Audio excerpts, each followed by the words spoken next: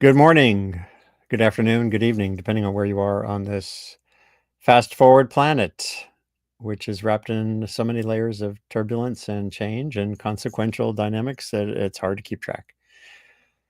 Today on Sustain What, I'm going to talk to two journalists who have founded a really neat enterprise on Substack called Public Domain. I love the name, and we can talk about that. And they're both experienced reporters looking mainly at the issue of American public resources, the landscape in this country, pretty not unique, but remarkable for nations around the world having so much public land, different kinds, parks, federal lands, you name it. And it adds up to millions and millions of acres. And right now, as is happening in so many arenas, the presidency, the second term of President Trump is kind of like a wrecking ball or a giant mega shovel or whatever you want to talk it, whatever metaphor you want to use. He's really going at not just the agencies, but capacities at agencies for managing these arenas responsibly, and putting forward executive orders and other policies that really could fundamentally change what we all take for granted in this country.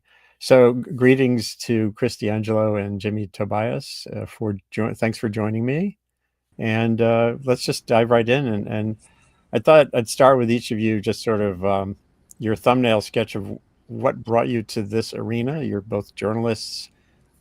You could write about anything. There's a landscape of issues, as I said earlier, that goes from across the every possible arena. So what is it about public lands that drives you, excites you, and then drives you crazy right at this moment and has resulted in public domain?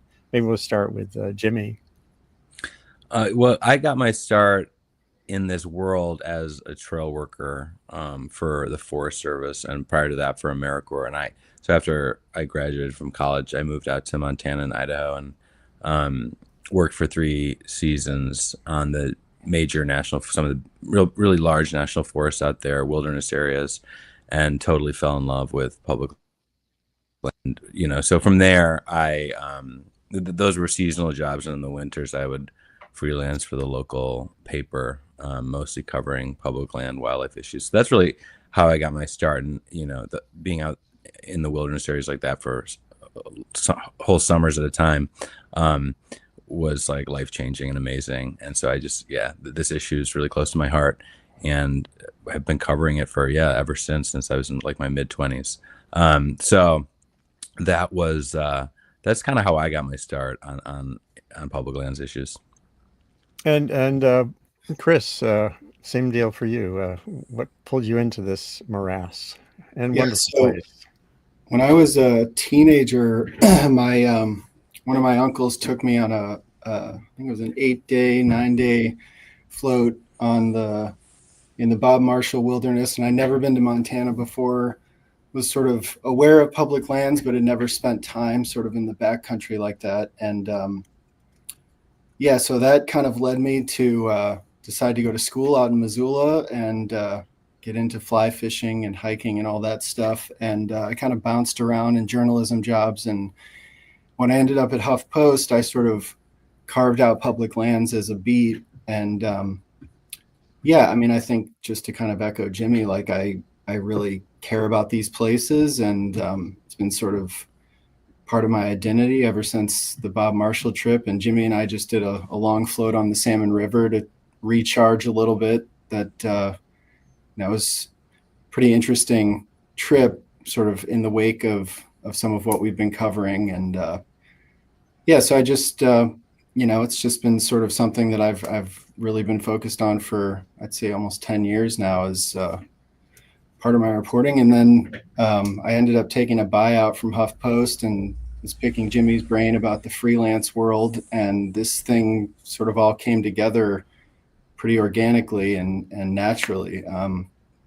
So can talk more about that, but Yeah, well, and I do want to talk about that because journalism is such a challenging arena right now, and Substack has become a haven for many. You know, I was at the New York Times off and on for different different capacities for 21 years, and then I started my Sustain What blog webcast when I was at Columbia 5 years ago and migrated it here.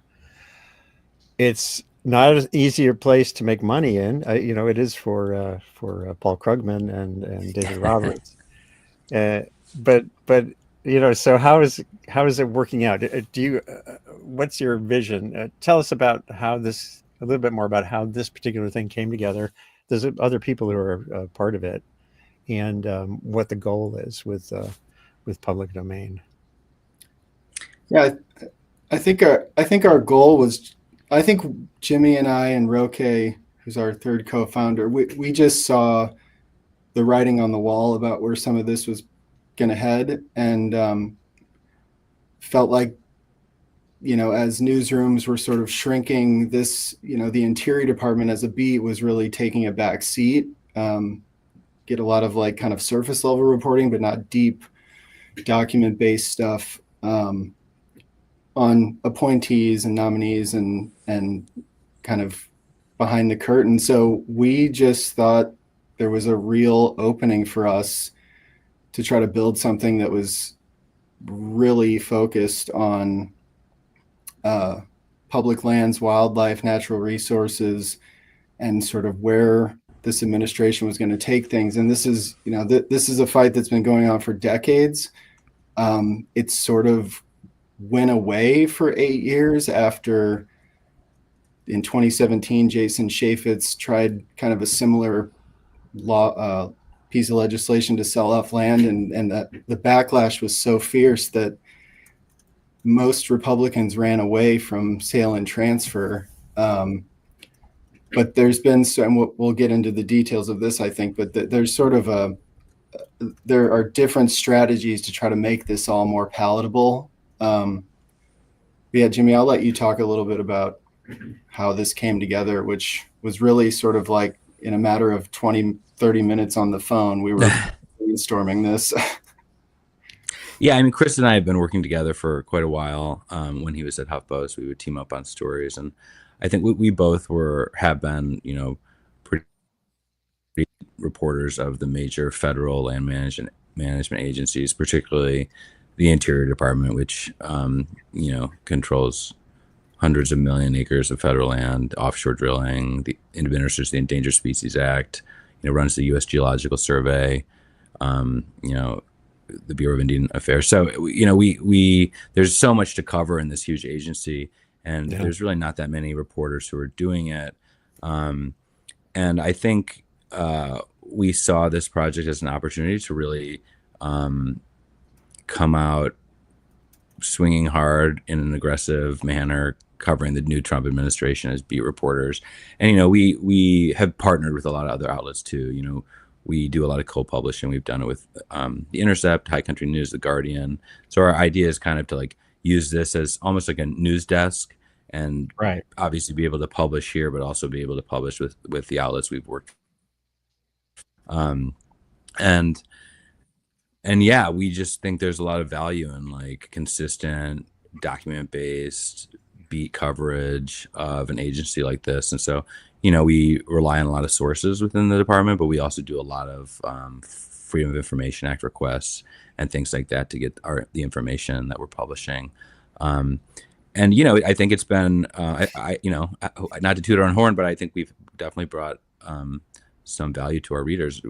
We've had some pretty significant scoops in the last 6 months, and we've broken some pretty big stories, including like, we were the first to name the main Doge operative at the Interior Department. We got a big leaked copy of their draft strategic plan laying out their vision for the next 5 years, and just been really beating the drum covering this agency. And yeah, that's sort of our vision. And I think we think Substack is, niche publication, hoping to, build a big enough subscriber base to sustain this project, and or potentially seek, grant funding to sustain us as we build that audience. But we've really, I think we've been gratified by the response from people. There's a lot of people who really care about these issues, as this most recent fight over the Republicans' attempt to sell off public lands shows. Right. Yeah, and that's a key hot button issue right now. Um, we were just talking before we went on air about sort of the full landscape of when people think of public lands. There is a big Western bias to it. It's really a story of the West in many ways, and Washington, D.C. Um, and there was just a Reuters report that, let me see if I can show this. We can kind of talk through. So Reuters has just published a really cool package, eroding protections for public lands. Trump policies reshape the role of federally owned land against the tide of U.S. public opinion. Yeah, and that we could talk about that too. I think you guys have referenced this in your reporting as well, that people here care about these lands a lot. It's not just for extraction of physical resources. And there's a map in here I just want to get to that says so much about where the hot button questions are. Map of public lands in the U.S. So here's Fish and Wildlife Service, blue, U.S. Forest Service, U.S. National Park Service, BLM, and Alaska, of course, is huge, Yeah. largely public. And whoops, oh, it's just going slow. And then here's the here we are in the West. You can see the West is really our, as Woody Guthrie sang, "This land is your land. This land is my land." Totally. How does that shape the dynamics of what you're reporting on?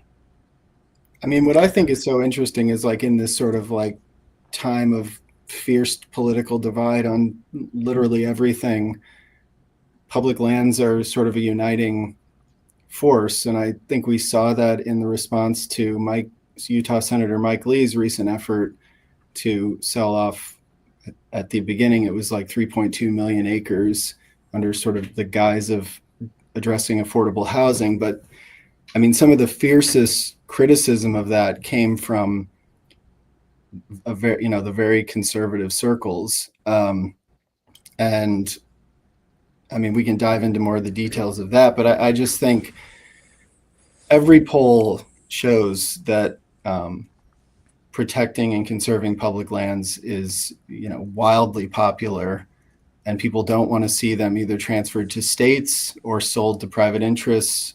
The transfer to states sort of would inevitably lead to sale.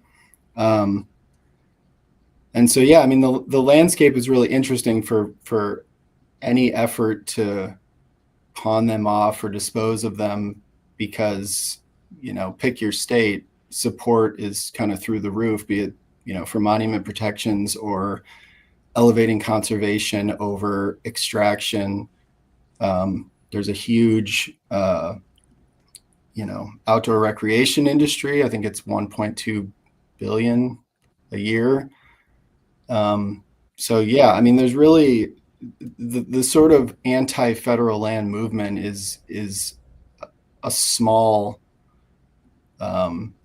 group. Yeah. They've been very strategic in kind of the messaging in recent years.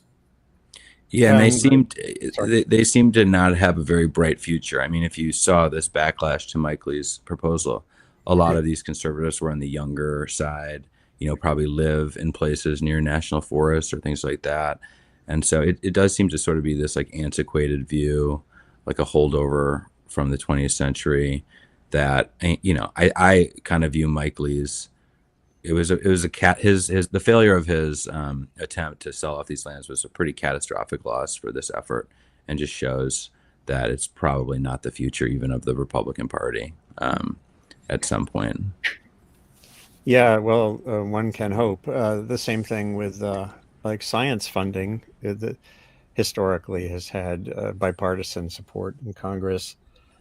But Mike, what happened with Mike Lee? Is there something you see in the Mike Lee reversal that indicates that Congress will sort of have a spine, even going forward, or is this? there's something about the Trump pull on people that seems ultimately to dominate still, and I don't know whether this feels different. You really get a sense this is that we're seeing sort of the limits of Trumpian MAGA dynamics. Yeah, it's interesting. I mean, I think even within Trump's own base, there's conflict over this. Like his son, Don Jr., is pretty pro public lands because he's a hunter himself, and Right.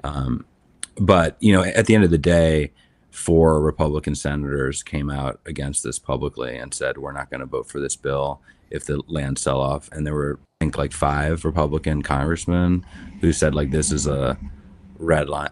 This is a red line for us. We're not crossing it. So, his own party kind of sank this at the end of the day. It was the 2 senators from Montana and the 2 senators from Idaho, where public lands are very, very popular. So he ran up against his own party, really. So I think that was, to answer your question, it was really that cohort within the Republican Party that made this impossible for him. So that gets back to this Reuters map. In other words, the richness and the clear popularity in the Western states of this landscape of public ownership is pretty hard to overcome, even with the wrecking ball approach that Trump has pursued so far. Yeah, I mean, you can see Idaho up there. It's like all that national forest, and Right. those are some of the biggest contiguous wildlands in the lower 48 right there. That's where Chris and I floated right through the kind of the heart of that Wow. green chunk.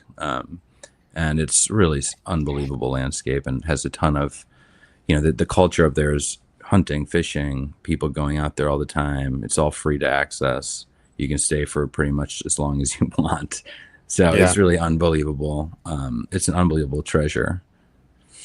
Yeah, I mean, I think also like if Senator Lee hadn't kind of gone to the extent that he went, if he didn't swing so big, I do think that there would have been, there might have been a way to kind of hide this ball in the big, beautiful budget bill. I think it kind of says something about, he clearly saw an opportunity to move the needle in a big way and kind of went for it. And I think it backfired hugely. I mean, I think the other part of this that's really interesting to us and what we're kind of digging into now is like, there's a lot in that bill that undermines federal lands that didn't get much attention because attention was sort of focused on the land sale provision. Mm-hmm.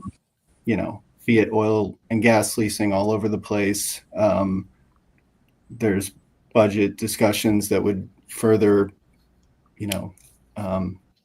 gut funding for a lot of these federal land agencies, which leaves them sort of unable to properly manage these lands, which then, helps the argument for, it makes it easier to argue that these agencies are sort of mismanaging lands and we should do something about that. So there's a lot of other stuff going on here that, I think kind of got lost while the focus was on Mike Lee. And I will say that, there was a pretty clear effort to make Mike Lee out to be this sort of lone actor in all this. But as Jimmy mentioned, there were only a handful of Republicans that said, came out and publicly said they're against this.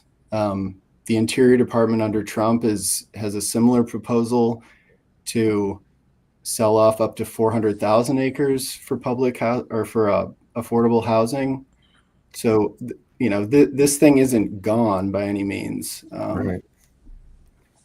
And what's your you talked about that sort of group community distributed model for reporting.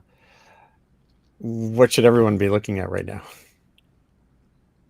I think we're seeing like 2 major trends at the Interior Department. One is related to DOJ, where there's been this effort to push out and purge all these civil servants.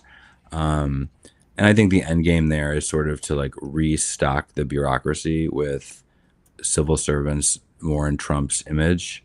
You might have seen there was a memo from the Office of Personnel Management where they said, oh, when you start hiring new people back, there's going to be these like essay questions about how these applicants will promote the president's priorities and things like that.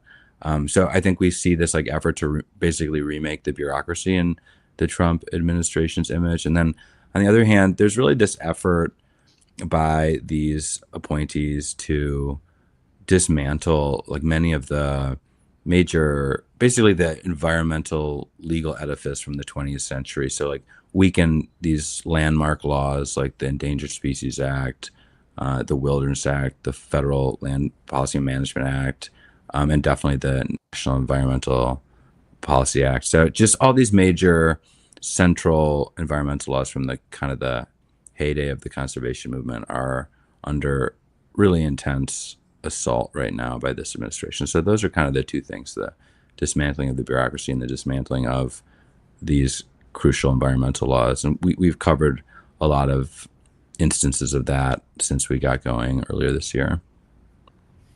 I just want to add that I think that this will sort of end up playing out in a lot of small fights at the local level, because there'll be so much pressure to, put out oil and gas leases or get mines built. I mean, I think that this is going to kind of take a more local focus, just now that, now that we're not talking about 3.2 million acres being on the, national chopping block. Right. What's your take on some of his executive orders, like Making America Beautiful Again Commission and stuff? How much heft is there in what he's trying to do this way? Yeah, that's a good question. I mean,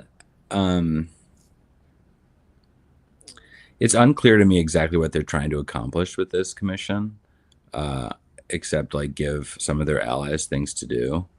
Yeah.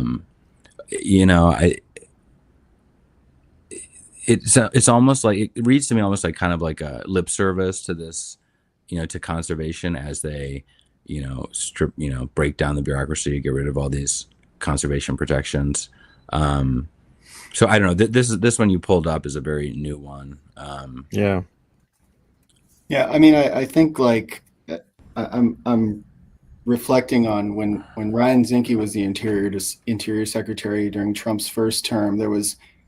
I feel like we're seeing sort of a similar thing play out with Doug Burgum, which is the first year is all kind of energy dominance, and then there will be a point where there's some sort of shift back towards conservation at some level, and under Zinke that included migration corridors and winter range. I think there will kind of come a time where they need some sort of win on conservation. Last go around, it was the Great American Outdoors Act, which dealt with the National Park Service maintenance backlog. Yeah. But Trump kind of turned around and undermined that in certain ways his first term. So I mean, I don't have a great sense of, if I recall, I read this when it came out. I think part of it is sort of phrased as returning accountability to federal agencies, which, if you're gutting the National Park Service budget by 30%, I don't know how it gets you closer to accountability or better management, or No, it seems contradictory for sure, and that's been the same thing at a number of other agencies, where even the goals of Trump are just not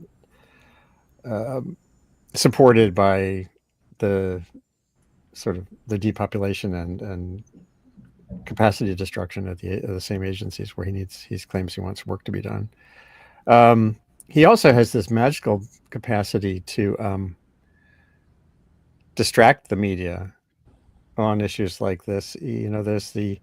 He hasn't directly pushed this lately, but the whole business with Mount Rushmore, like the New York Times, I was so pissed at the New York Times, my former employer, for spending so much time saying, what would Rushmore look like with Trump's head on it? And like the fourth paragraph was, oh, by the way, the Interior Department, here's the 2 reasons why this will never happen. Yeah. But at the same time, we get fixated on this kind of stuff, where some of the things you're talking about are pretty subtle in the background.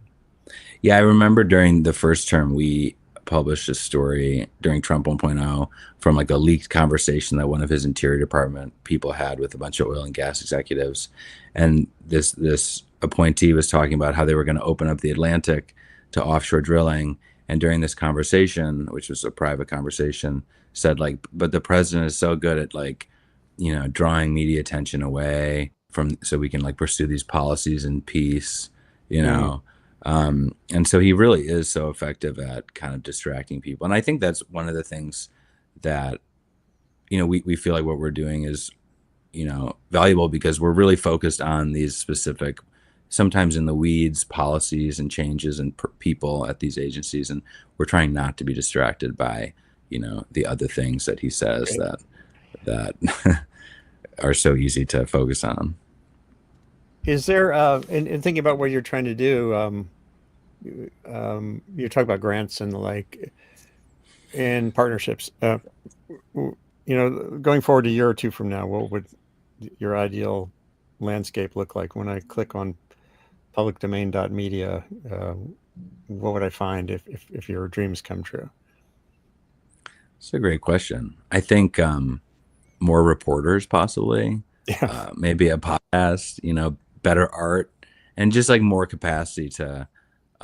There's so many stories we kind of have to pass up or just don't have time to get around to, or they're on our lists but we haven't gotten there yet because there's just so much going on, and so it'd be really nice to like beef up the newsroom and have more of those partnerships, really be like a go-to source for these issues, and providing a lot of providing articles that other people are republishing, things like that. Chris, what's your answer to that? Yeah, I mean, I think I agree with all that. I think our main goal is to just build a subscriber base. We know that there are millions of people out there that care about this in one form or another, be it you like to go out on public lands to look at birds or just, have a picnic, or whether you ride an ATV or hunt elk, fish for trout. Right. I mean, we know that there's so much interest in this. Mike Lee proved it. Yeah.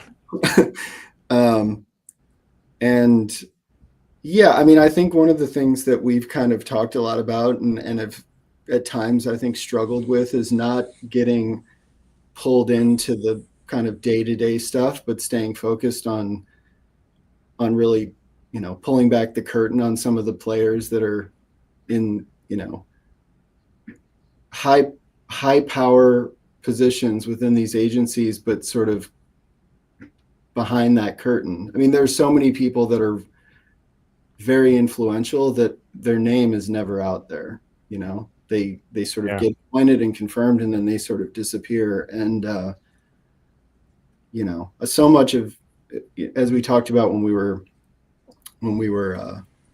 prepping for this, I mean, it's a lot of what we're seeing does sort of dovetail with Project 2025. And we've been looking into some of that. I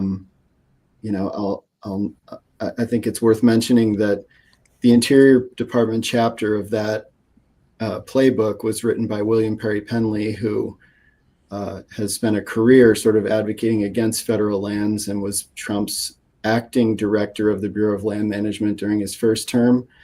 But when it came to writing the energy section of that, he gave the pen to Kathleen Sagama, who was, she's the head of the Oil and Gas Trade Association. What is it? Western Energy Alliance. Energy Alliance. And she was the nominee for BLM, but was pulled or stepped aside after some critical comments against January 6th surfaced, which was not the way I saw that nomination fizzling, but. Yeah, really. There's some good questions that are coming in, but I just want to add one more before I get to them. A big chunk of what you were talking about is records, and I'm curious to know how worried you are about slowness or incompleteness or FOIA requests under Trump 1 and Trump 2. Is this particularly problematic? Do you need to have a legal branch of what you're trying to do? Some help from folks like that. We do work with a team of attorneys based out of Chicago who represent us pro bono, and I've filed a lot of lawsuits against the Interior Department. Actually, our first public domain lawsuit is in the works now. But it's really, I would say that I haven't noticed a major difference yet between the Freedom of Information Act office under Trump to versus even Biden. Like, all of these offices are way under resourced, really Right. slow. They have huge backlogs. And so no matter really who's in charge, you end up waiting months and months in many cases to get records back, and basically have to sue if you're trying to get records in any kind of timely manner. So I wouldn't say I've seen a huge difference yet with this administration, at least for the Interior Department. I can't really speak to other agencies and what's happened there. For the Interior Department, I haven't noticed a huge difference. But bottom line is, like, we're going to have to sue for records. And, we're going over, after, initially at least, our strategy is sort of to go after pretty basic records like the calendars of these political appointees to see who they're meeting with, certain, their emails on certain topics, things like that. Um, some of those things should just be easily available, but they're not. So, and we just got a bunch of financial disclosures for people after waiting a couple of months.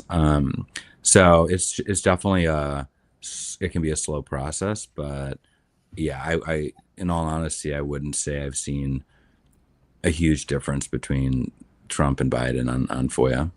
Yeah. And I mean, how important are whistleblowers? Okay, actually, oh no, good. I was just going to say. I mean, I do sort of wonder if we're going to see an impact on FOIA responses. Once we're still pretty early into this. I mean, Yeah. there was this very interesting Project 2025 affiliated. Well, it was Project 2025. It was basically a training video for how would-be appointees could skirt FOIA, and basically, if you have something to talk about, pick up the phone kind of guidance, which Right. I don't think is unique to Trump in any real way. But I do wonder if we're going to see more of this work being taken offline once people have settled in. Yeah, and hopefully, I assume you're open. You have an open. You're openly embracing whistleblower. Yeah, we had this fun strategy right at the beginning where we FOIA'd for all the email addresses of like all the civil servants in the Interior Department, and we sent all these mass emails out to them, being like, "We're beat reporters. Like, feel free. We've been covering this agency for years. Feel free to get in touch." And we got so many responses; it was pretty unbelievable. To the point where the Interior Department has now blocked, I think, my email address because I can't get through anymore. But yeah, whistleblowers were essential, and provided us with many. Like, those first two stories on the right side of the page there were from Yeah. whistleblower sources. And so many, especially because like the FOIAs hadn't started yet. So a lot of our early stories were from people within the agencies, and they were really brave and courageous and provided us a lot of really good early information that we wouldn't have been able to get otherwise. That's great. So let's get to some questions. Brigitte Racine on LinkedIn, first of all, says thanks for hosting Chris and Jimmy. Just subscribed. Public lands are a national Great. treasure. But then she had a question here. Let me get to it. She says, I'm pretty worried about the two things you just mentioned, the dismantling of the bureaucracy and specific legal frameworks. Has there been a similar moment in recent memory where public lands were in danger that we can learn from? What can the normal citizen do other than the usual call and email campaigns? So there are really two questions there. Has there been a previous moment when things were kind of like this? And what can the average person do?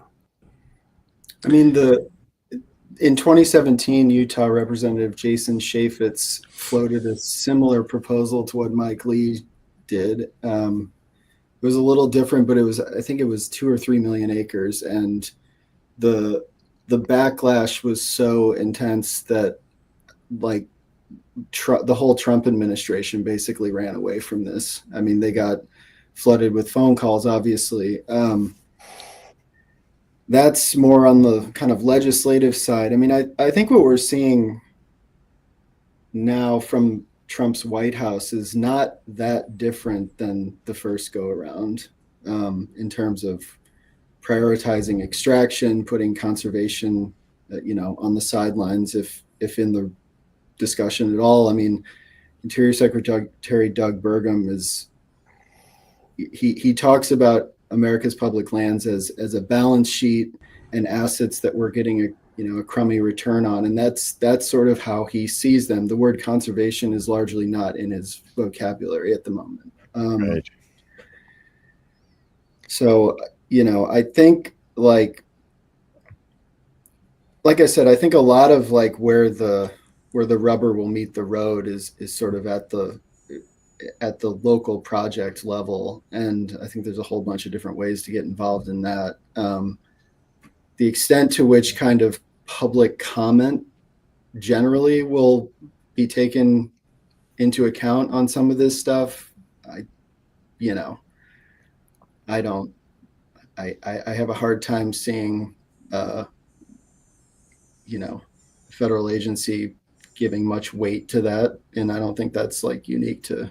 So just being one of those thousands of comments on the proposed rulemaking is probably not the best approach to your time. Yeah, I mean, I think it can help in court cases and things. A lot of what holds these projects up, of course, are lawsuits and people using these conservation laws to protect landscapes, and they're going after those laws themselves. I think, one of the things that always stands out to me is something like the Endangered Species Act, which I'm really interested in. It has enormous public support. It's very, very popular, but there's so many ways that this administration is trying to kind of weaken it, in some ways very, badly damage it, through rulemakings and things like that.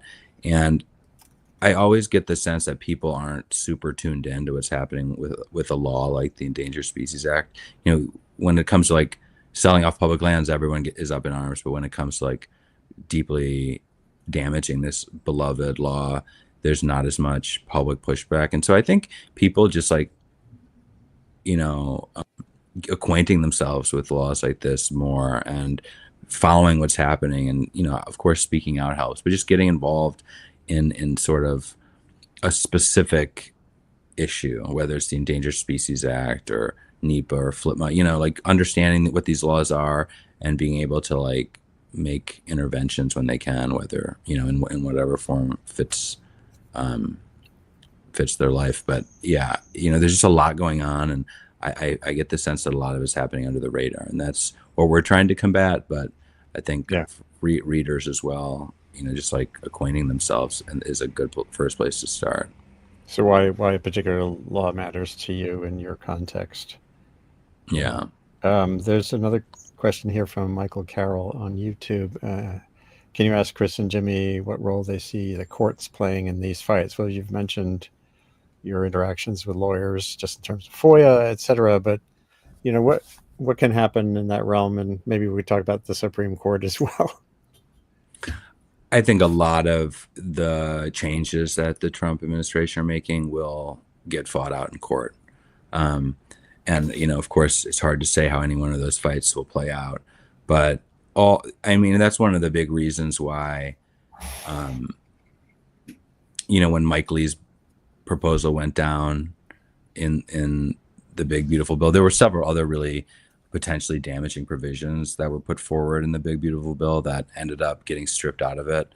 That really would have been permanent damaging proposals on public lands and wildlife issues. And the fact that they didn't get through the legislative process and are now, the Trump administration is going to have to pursue them in the administrative realm means there's way more opportunity for people to fight them in court. So I think courts are going to be a major kind of center of conflict over this issue, as they so often are. That's just how it always is. there was language in there, wasn't it related to the boundary waters where Yeah. it would basically no one could sue to block it. It would eliminate the ability for people to sue against greenlighting those mineral leases or restoring them. But the only party that would have been able to sue would have been the companies if the agencies didn't follow through with allowing for the mine. So sort of a one-way street in the legal realm, which I think we've seen that pop up in other places too. I would also just mention that like Trump's legal record during his first term was less than stellar. So especially on environmental stuff. Yeah, there's some interesting areas where the different issues intersect in ways that are, well, I guess lead to trade-off questions. One is mining, and even if you wanted to have expanded renewable energy, there's got to be, and if you had some interest in it coming from the United States, the key materials as opposed to overseas, you need to have streamlining. You need to have some different approach to public lands assets. Is there something that, how do you see that playing out in terms of sort of the trade-offs? Or do you talk much to your colleagues covering renewable energy? This is playing out right now in several different ways. Yeah, it's a really interesting kind of new frontier for public lands, and I think there's, even with the environmental movement, there's different camps and a lot of conflict over the vision for public lands. As you know, I covered the solar development in Nevada and some of the big transmission Yeah, that's lines a that classic example, right? that were proposed out there. And there's green groups out there that really don't like how the Biden administration was handling those proposals and thought it was way too loosey goosey, not nearly enough analysis of where a proper place to put these transmission lines and solar panels. They felt they didn't do a good job on it, and they were preparing and may still sue over some of the proposals that made it through during the Biden administration, and others feel very differently. So I think it's hard to like make a sweeping assessment, and it's really to me, it's like you have to look at these projects on a case by case basis. In the example Chris mentioned, there's this foreign mining giant that wants to build a copper mine right at the edge of the Boundary Waters Wilderness, which is one of the most famous, iconic wilderness areas in the country, pristine waters. And they want to build this copper mine in the watershed that feeds this wilderness lake complex. And there's been a lot of conflict over it. The Biden administration rejected the mining permits. The Trump administration is trying to revive them. It's gone back and forth for years. So we'll see how it plays out. But, whether the edge of one of America's most famous wilderness areas is the appropriate place for a copper mine, that's up to people to decide for themselves. But, obviously that mine is using green energy as sort of a justification for its project. A lot of conservationists aren't buying that. Others, I think that mine does have support, but more from like labor and business interests in Minnesota. But yeah, each of these projects, obviously solar takes up a lot of land. And so where it's placed is a really important question. And I think it's something that the country is still figuring out. People are still figuring out. The Interior Department is still figuring out. I don't think the Trump administration is too favorable to solar, but not because they're worried about the landscapes. I think they have other motivations for their efforts to kind of push back on green energy. Yeah. Anyway, Here's another that was a question. long question. Yeah. No, it's important. And one thing that you've revealed, again, getting back to what the average person can do, is once again, it's about your landscape, your regional context, and voters in Minnesota or in another state where these issues are playing out, understanding that they have a role to play, at least at that level. I think that's where you get more buy-in from governors and even other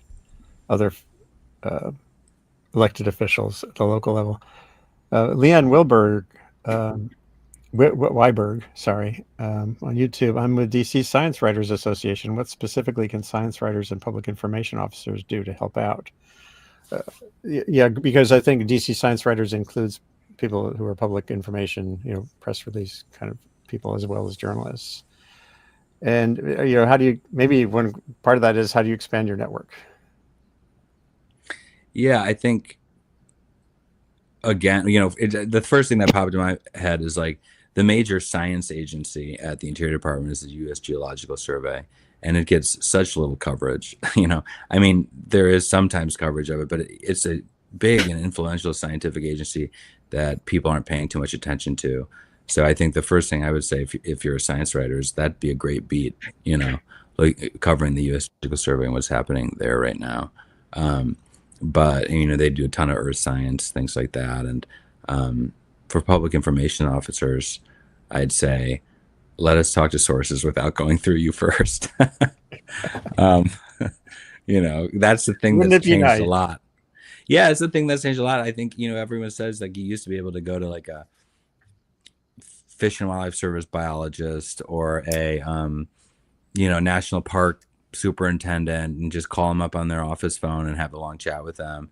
And now like they have to put you in touch with the public information officer, and there's this extra level that I think kind of chills free flowing discussion. And so it'd be nice. I don't know what public information officers can do about that, but it'd be nice to be able to access sources without going through that process. That was true under Obama at EPA. Yeah, this transcends current definitely politics.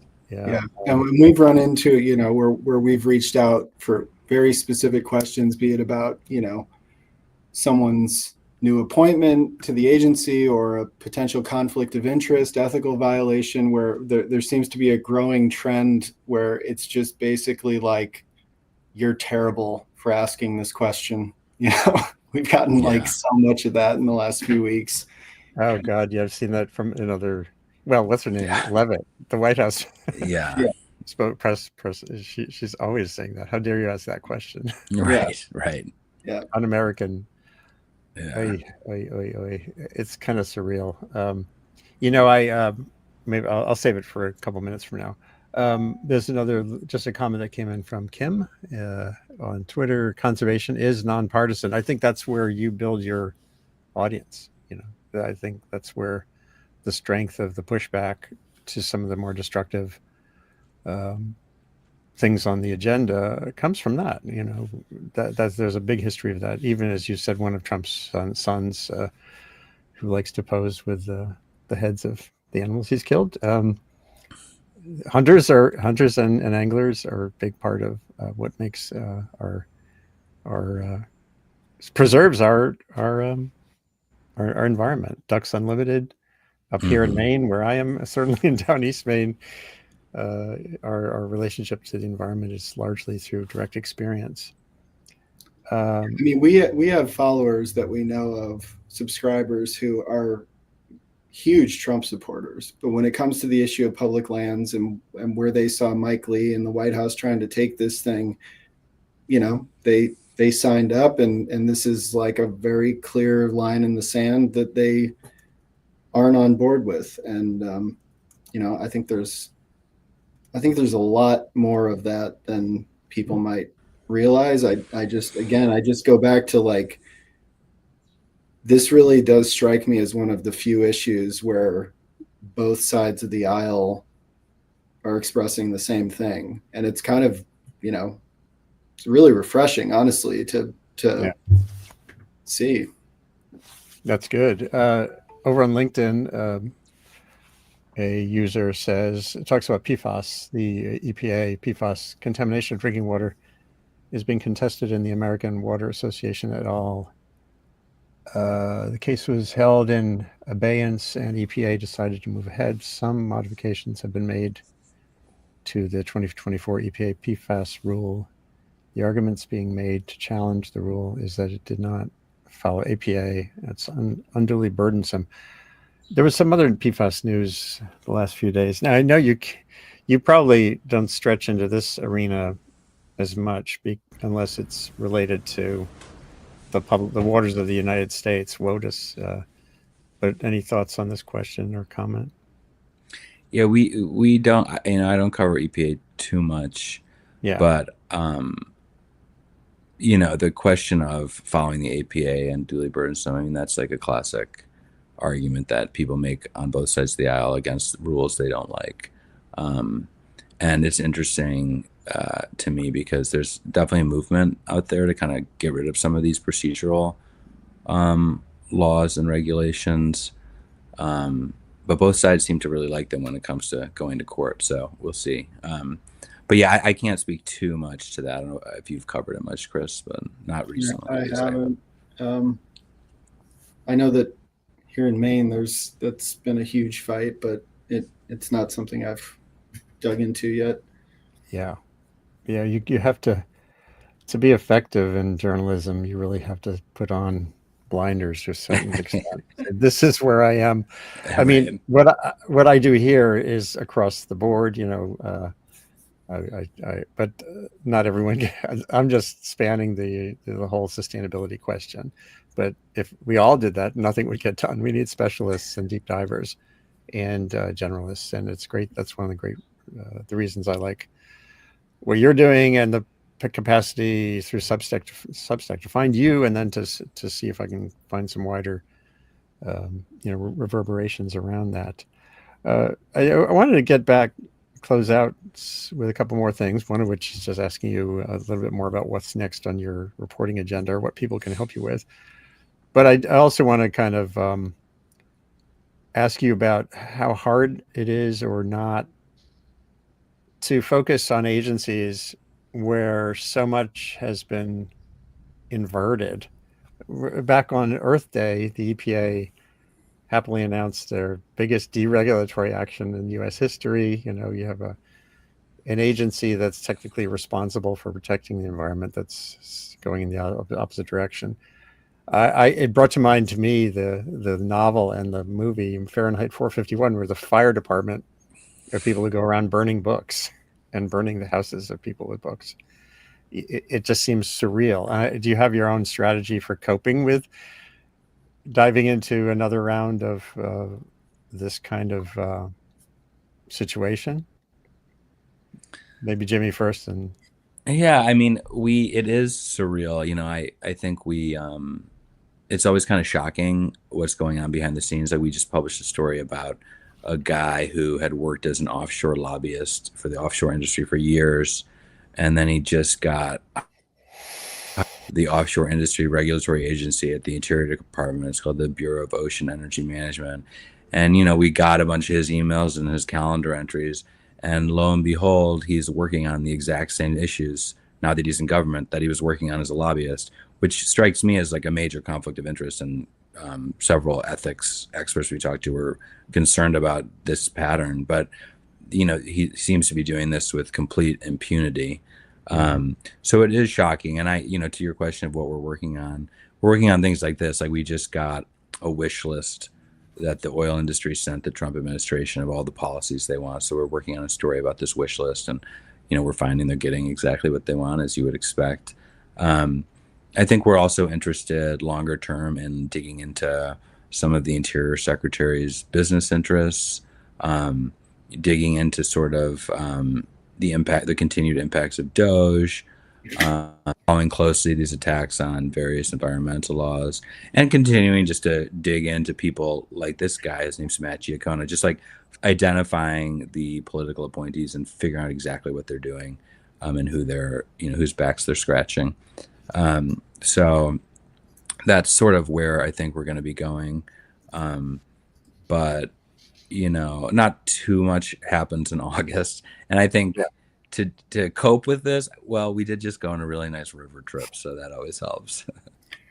Kind of a funny little aside on the river trip. We show up. It's a permitted river, so you have to check in with a ranger to get on the river. So we're up at like 7:30. We're waiting around, and it's 11 a.m. and there's no ranger. So we put in on a river that we got a permit for, never talking to a ranger. The first day we float right next to a forest fire on the bank of the river. Mm. And we talked to other floaters who they hadn't seen a ranger the day before. There was no toilet paper in the bathrooms. No sign about the fire, you know. I've been reflecting on how wild it is to go through the process of getting a permit, show up when there's a forest fire downstream, and have no one there to tell you where should you camp, where shouldn't you camp. You know, I think that's kind of like, that was a pretty striking example of where I think, I mean, maybe the person was sick and or his car broke down or something, I don't know, but of where this situation facing federal agencies really does impact you on a personal level and potentially on a safety level. Yeah. Well, hopefully the reporting you're doing can help direct people toward, including elected officials, toward better outcomes in the months to come.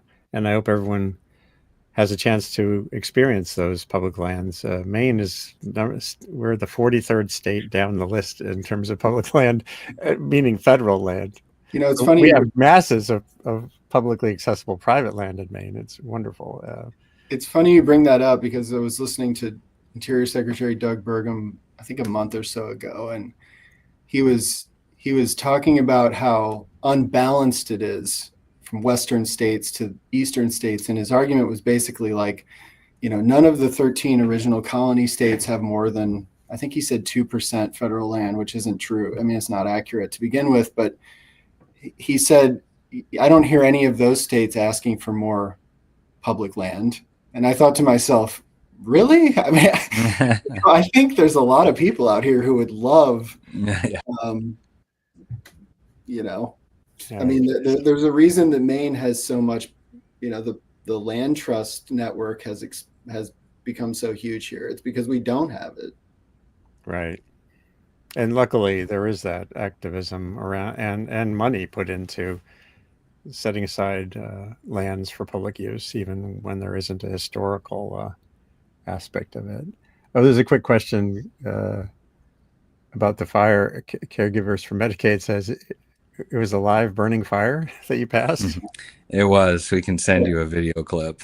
Yeah, we have videos of it burning right on shore as we went by, and our reserved campsite that night was supposed to be right across from it, and we kind of as a group pulled in and we're like, well, should we move? Should we keep going? Should we stay here? It doesn't look like it's a super aggressive fire. And we ended up going downstream a couple miles and woke up in the morning and the inversion had brought all the smoke in.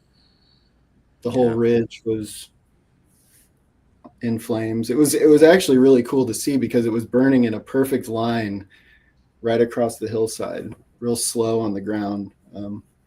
So I don't, we never really felt like we were in danger, but would have been nice to know from someone. Well, I really appreciate your taking the time to come on Sustain What for the past hour to talk about these really crucial issues. Public lands are a big part of the identity of the United States. And to a certain extent, there's signs that this legacy and asset will survive the Trump regime. But that won't happen without a lot of work, a lot of great journalism. And publicdomain.media is a great starting place. I hope at least some of the people who are watching will subscribe and share this conversation. As soon as we're done, it'll be archived on whatever you're watching on. And again, I appreciate what you're doing. Good luck, and maybe we can come back on sometime when you have some breaking news to propagate. Thank you so much for having us. Thank you so much. Yeah, thank you, Andy. Great chatting with you. Sure, and just hold on one second. This is Sustain What, where we try to kind of pursue progress amid complexity and consequence through conversation.